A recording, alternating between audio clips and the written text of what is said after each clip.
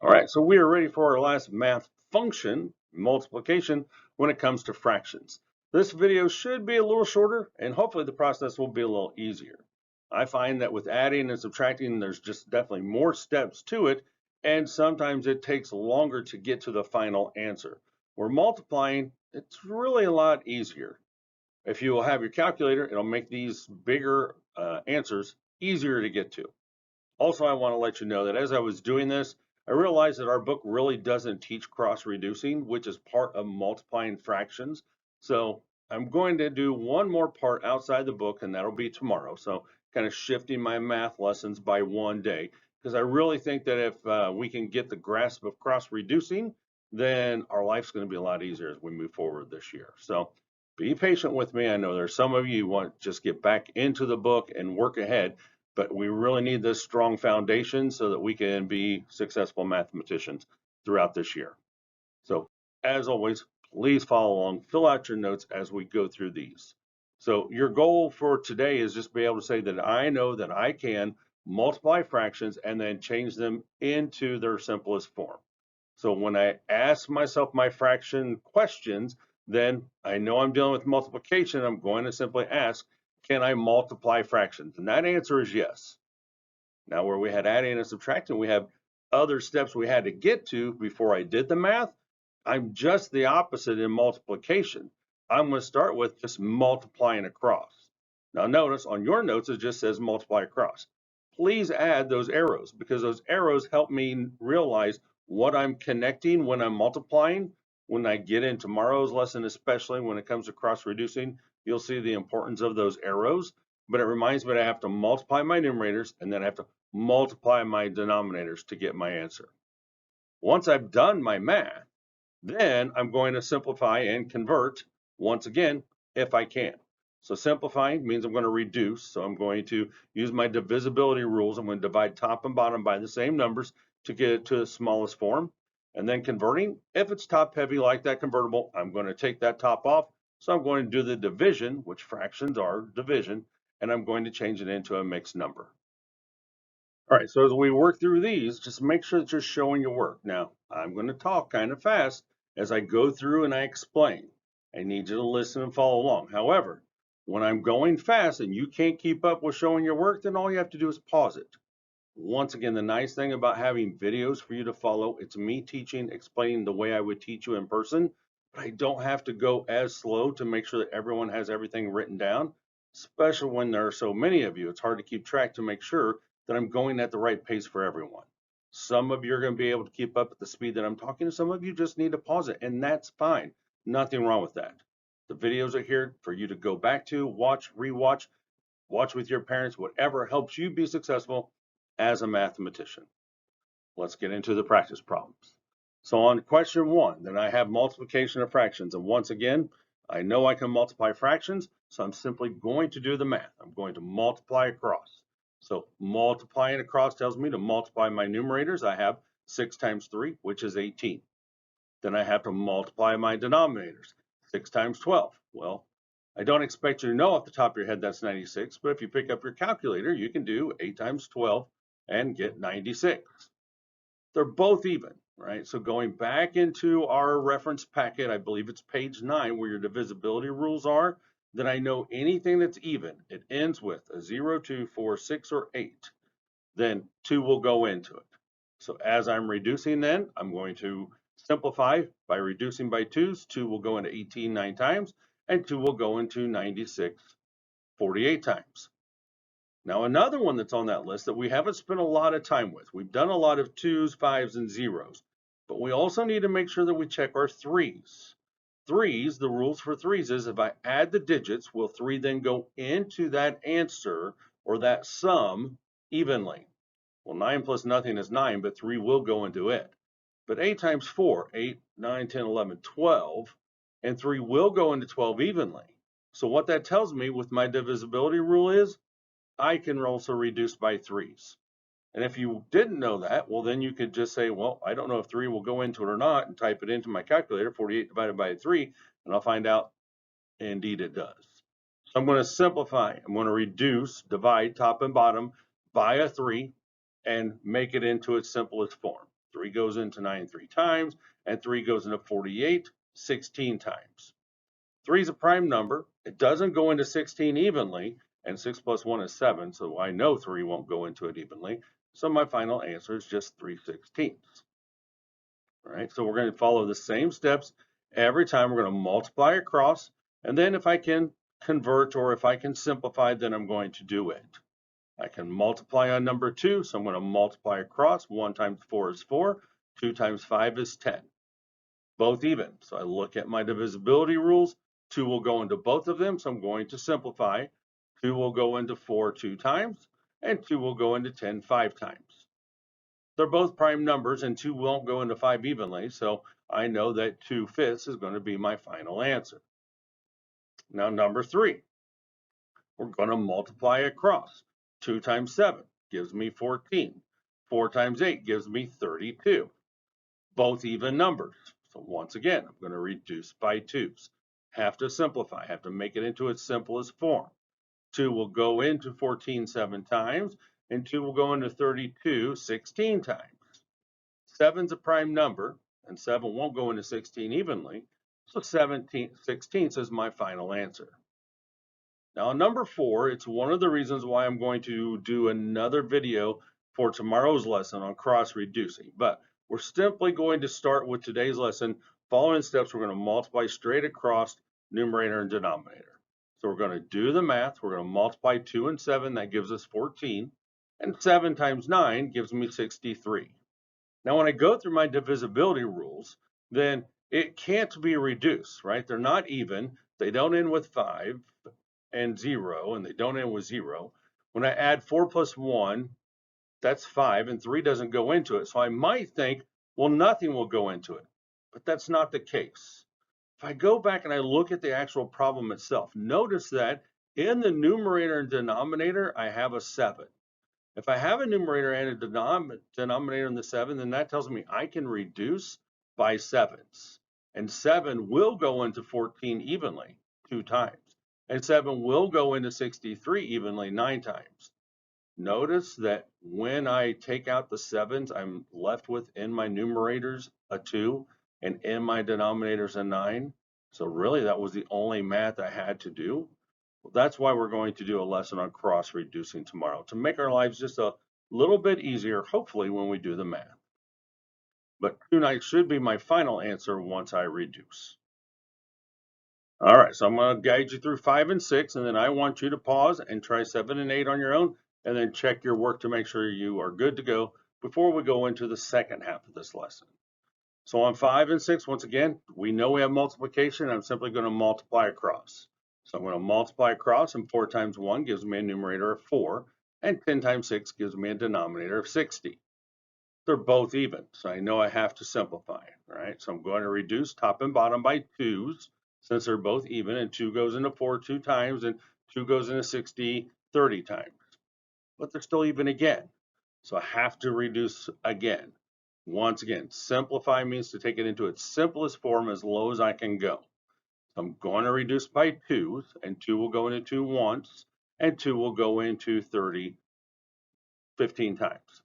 Had a second thought there. So if you wanted to reduce by 4's, then you absolutely could and do it in one step, because 4 would go into 4 one time, and 4 goes into 60 15 times.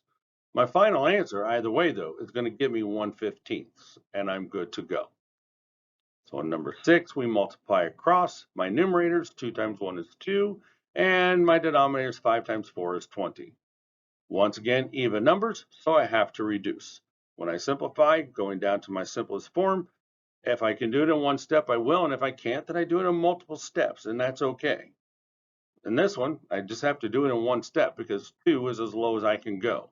2 will go into 2 one time, and 2 will go into 20 10 times. So my final answer is 1/10. All right, so I want you to try 7 and 8, pause the video, and then check your work. You can either do 7 and check, and then 8 and check, or do them both together and come back to me. So hopefully you've done that. You have 2 answers. You have 7 and 8 that you have solved. You told yourself, well, I know I can multiply, so I'm just going to do the math. I'm going to multiply across. So I did 2 times 3 gave me 6, and 3 times 10, which is 30. Now, you could have seen that 6 will go into both of them, or you just simply said, well, they're both even, so I'm going to reduce by 2's. And when I do that, then I have 2 goes into 6 3 times, and 2 goes into 30 15 times. But then I have to be able to see that 3 will go into both of those, because 5 plus 1 is 6. 3 does go into 6 evenly, so I have to reduce by 3's. When I reduce by 3's, then 3 goes into 3 once, and 3 goes into 15 5 times. That's simplifying. It's in my simplest form. So 1/5 should have been your final answer that you got to. If you reduced by 6's and you did it in one step, you just had 6 divided by 6 is 1, and 30 divided by 6 is 5. You still got to the same answer of 1/5. Number 8, then you just once again multiplied across. 8 times 4 gave you 32, and 10 times 7 gave you 70. They are both even, so you reduce by 2's, and 2 will go into 32 16 times, and 2 will go into 70 35 times. 2 won't work because they're not both even. 35 ends with a 5, but 16 doesn't. 3's, 6 plus 1 is 7, so 3's doesn't work. The only factor of 16 is 4, and 4 doesn't go into 35 evenly, so I know that's as low as I could have gone. So hopefully you got 16 35ths, and you've got all this under control. So once again, anytime you're struggling, please ask me so I can help you. Now, here's some extra information that we need to write down. So there was a box left on the first page of notes that we're now going to be filling in with some information. All right. I cannot use mixed numbers and I cannot use whole numbers in these math problems. All right. So inside of the box on that first page, I want you to put, I just cannot use mixed numbers and whole numbers. All right. The box was left there for you to fill that in. So pause that, write it down, and then we'll continue on so we can see what that means. As I'm doing these math processes then, I have steps that I need to follow in order to convert a mixed number into an improper fraction, right? So we use the same term. If I had an improper fraction, right, it was top heavy, we converted it into a mixed number. We changed it. Well, now I'm going to be converting the mixed numbers into an improper fraction because I can't use mixed numbers in my math problems. So the lines are for the steps for you to fill out so you know exactly how to do that. So the steps are this. We're going to go clockwise. We're going to start at the bottom. We're going to multiply. Then we're going to add. So what that means is when you look at the fraction or the mixed number that I've given you, 3 and 2/8, I'm going to go clockwise, right? So clockwise, just the way the second hand works. But I'm going to start at the bottom. Where I have the 8, I'm going to start with multiplying. So if I'm going clockwise, I start at the bottom and I'm going to multiply. Then I put a little multiplication sign there and an arrow because that's telling me I have a math problem to do. 8 times 3. Well, 8 times 3 is 24. This is where you can use your calculator if you're not sure of your multiplication facts. But then I have to add. So I keep that 24 and I'm going to add, still going clockwise. So 24 plus 2 now. Notice I put another arrow. So 24 plus 2, that's going to give me my new numerator. So 8 times 3 is 24 plus 2 is 26. My bottom line there for my steps is I'm simply going to keep my denominator. Notice I put a box around the 8, so I'm going to slide that over. I know that my 8 is going to stay the same. So if I have the improper fraction of 26 over 8, if I wanted to convert that into a mixed number and I divided it, you're going to get 3 and 2/8. However, I can't use 3 and 2/8 in my multiplication problems. So I just have to change it to where it is an improper fraction. Let's do the same thing on 1 and 4/12 so we get the hang of it before we get into the math problems. So we're going to start at the bottom. We're going to multiply going clockwise. So 12 times 1 is 12. And then I'm going to add. So 12 plus 4 gives me 16. So my numerator is 16. Then it says to keep my denominator. So I know my 12 is going to be my denominator. So 1 4/12 is the same as saying 16 over 12. I have to change any mixed number that I have in these math problems before I can do the math. All right, so let's look at the next one. So I have 3 and 2/8. I can't use that, right? So if I can't use that, I have to change 3 and 2/8 into an improper fraction. I start at the bottom, I start at the 8. I'm going to start going clockwise. I'm going to multiply. So 8 times 3, well, 8 times 3 gives me 24. And then I'm going to add. So start at the bottom, multiply, then add. So 8 times 3 is 24, plus 2 is 26. And then I keep my denominator of the 8. Now I just bring everything else down so that I have a math problem that I can do. Once I have the correct math problem or in the correct form that I can do, I simply go back to my original steps. I'm going to multiply across 26 times 9. 26 times 9 is 234. I don't know that automatically off the top of my head. I do it on my handy dandy calculator. 8 times 10 is 80. But now I have to simplify and convert if I can. So if I simplify first, then I know they're both even and 2 will go into both of them. So 2, if I don't know it off the top of my head, which most of us don't, we pick up our calculator, we divide 234 by 2. Once again, 234 gets typed in first, and then I get a numerator of 117. 80 divided by 2 should be rather easy. That's 40. I don't see anything else that will go into both of them. So now I'm just going to convert it. Now I'm going to do the division because fractions are division. And once again, my top number always goes inside my division box. So I have 117 divided by 40. 40 won't go into 1, 40 won't go into 11, but 40 will go into 117. Well, how many even times? I pick up my calculator, 117 divided by 40 equals, and I see that it's 2 point stuff. I get rid of the stuff. I don't care about it. I just need the 2. And that, therefore, I know that 2 times 40 is 80. And when I subtract those, I have a remainder of 37. So now I'm going to write my mixed number as my answer. My remainder, once again, is always my numerator of my fraction. And my divisor, what I'm dividing by, is always my denominator of my fraction. So my final answer should be 2 and 37/40. Okay? So it's just going that extra step to make sure that I have fractions in my math problem before I try to do the work. So on question 2, I see that I have 1 1/3. I know I can't use that in my math problem. I'm going to start at the bottom. I'm going to go clockwise. I'm going to multiply, add, and keep my denominator. So I start at the 3. 3 times 1 is 3. And then I add 1 to it, which is 4. So I know my numerator is 4. And I'm going to keep that denominator of 3 in my fraction. Ignore the box, it's off a little bit. Then I bring everything else down. So I have times 3/8. Now I have multiplication of fractions. Can I multiply fractions? Absolutely. I'm going to multiply across. 4 times 3 gives me 12, and 3 times 8 gives me 24. So I can reduce by 2's. If I reduce by 2's, then 2 goes into 12 6 times, and 2 goes into 24 12 times. Then I can reduce by 2's again. So 2 will go into 6 3 times, and 2 will go into 12 6 times. But then I can reduce by 3's. So if I reduce by 3's, then I have 3 divided by 3 is 1, and 6 divided by 3 is 2.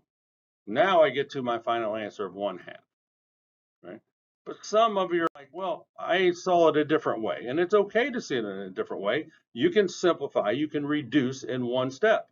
If you see that 12 will go into 12 and 24, reduce by 12s. There's nothing wrong with that because 12 goes into 12 one time and 12 goes into 24 two times. Notice we still get the same answer. All right, so question 3 is going to introduce us into another step, right? Now we see 2 and 4/10, and I know I can't use that, so we're going to change that up. We're going to convert it into an improper fraction. So once again, I start at the bottom, 10 times 2. Well, 10 times 2 is 20, plus the numerator of 4. 20 plus 4 is 24. So I have a numerator of 24. I keep my denominator of 10. However, I've got a whole number there, right? So that number or that note that we added into the box on that very first page says that I can't use mixed numbers or whole numbers in my math problem. So don't make these complicated. Just remember that I have to put my 3 or my whole number over 1. That's all I do. Where some people make a mistake is they put 1 over the 3, and that changes the value, because 3 over 1 is still equal to the value of 3. If I put it as 1 over 3, then I've gone from having 3 whole pizzas to 1/3 of a pizza, and that's not fun. Right? So just simply put my whole number over 1 each and every time, and then I can do the math. So now I'm going to multiply across. 24 times 3 on my calculator tells me that's 72, and 10 times 1 is 10. I can see that they're both even, so I'm going to simplify. So I'm going to reduce by 2's. 2 will go into 72 36 times, and 2 will go into 10 5 times. Now 5 won't go into 36 evenly because it doesn't end with a 5 or a 0, and 5 is a prime number. However, I am still top heavy. So now I'm going to convert it, once again, back into the mixed number. So my top number, once again, goes inside my division box. My denominator is outside my box. 5 won't go into 3, but it will go into 36 7 times. Because 7 times 5 is 35, so I have a remainder of 1. Once again, my remainder becomes my numerator. My divisor is my denominator. So now I find out that my final answer is simply 7 1/5. Right? So then on number 4, I want you to try it and then come back to me and see how you did.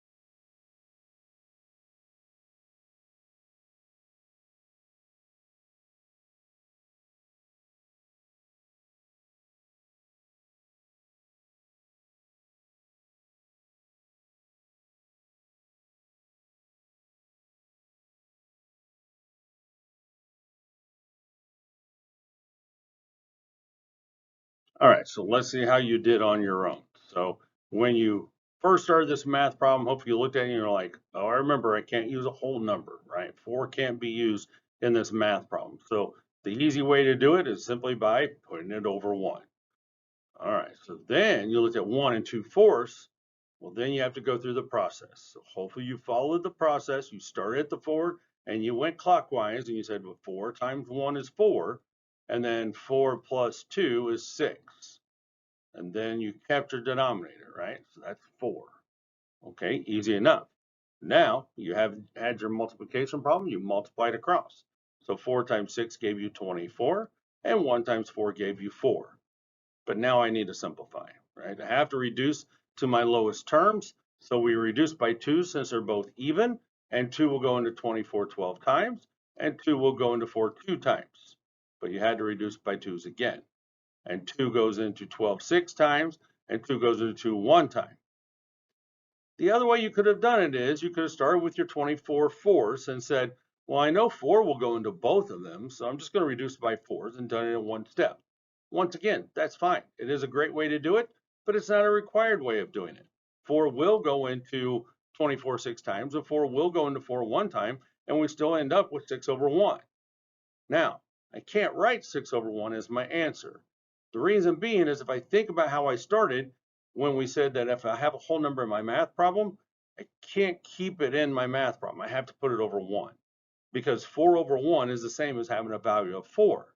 But when I'm writing it as an answer, if I can't use it in a whole number form in the math problem, but I have to realize that I have to put it in my whole number form in my answer. So I'm going to remove that 1, and it doesn't change the value at all. 6 over 1 is the exact same thing as just simply saying 6. So 6 would be your final answer.